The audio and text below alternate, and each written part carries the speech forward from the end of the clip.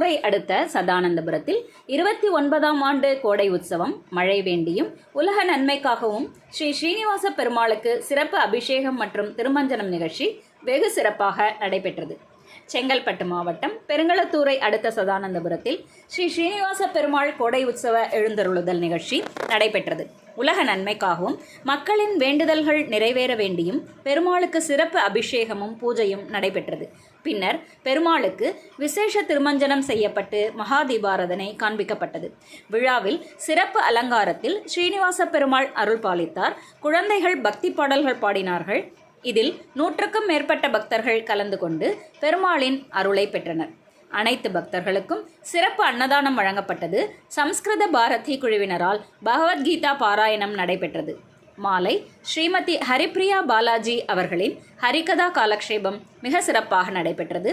பக்தர்களின் கோவிந்தா என்ற பக்தி கோஷத்துடன் ஸ்ரீனிவாச பெருமாள் ஆஸ்தானம் எழுந்தருளினார். अनदस्य भयं भवति तत्स्वेव भयं विदुषामन्वानस्य तदप्येषश्चापा भवति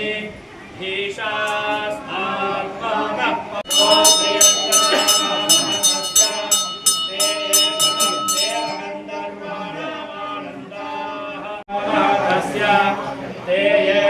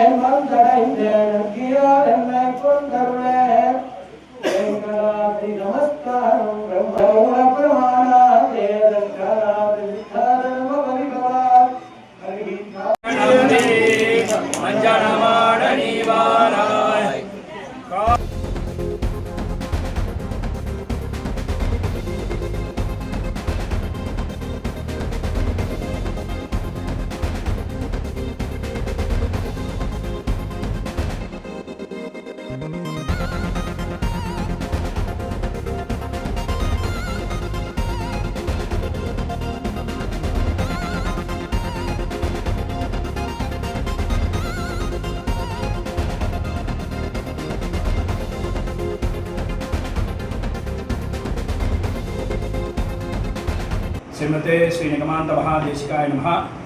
पद्मावती नायिका समेत श्री श्रीनिवास परब्रह्मणे नमः. இன்னைக்கு பக்தபுரின்னு சொல்லக்கூடிய பெருங்களத்தூரில் எழுந்தருளி இருக்கும் ஸ்ரீ ஸ்ரீனிவாச பெருமாள் கோடை உற்சவமாக சதானந்தபுரத்தில் எழுந்தருளி ரொம்ப வெகு விமர்சையாக திருமஞ்சனம் கண்டருளி எல்லாம் பெருமாளுக்கு உபச்சாரம் நடந்து கொண்டிருக்கிறது. இந்த கோடை உற்சவன்றது இந்த வசந்த சமயத்தில் பல உற்சவங்கள் செய்யணும்னு சொல்லி ஆகமத்தில் சொல்லியிருக்கு. அதில் கோடை உற்சவமும் ஒன்று. கொஞ்சம் வெளியில் பெருமாள் வெளில எழுதி, ஏன்னா அப்பப்போ எல்லா பக்தராலையும் கோயிலுக்கு வர முடியாது. அது மாதிரி எல்லாருடைய ஆர்த்தக்கும் பெருமாள் வரணும்னு எல்லாருமே எதிர்பார்ப்பா.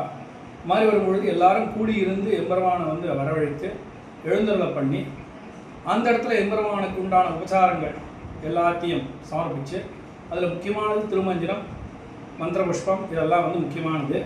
அதை எம்பெருமானுக்கு வந்து இன்றைக்கி ரொம்ப அருமையான 29வது வருஷமாக இந்த சதானந்தபுர சேவா சங்கத்து மூலமாக ஸ்ரீனிவாச பெருமாளுக்கு கோடை உற்சவம் நடைபெற்றிருக்கு.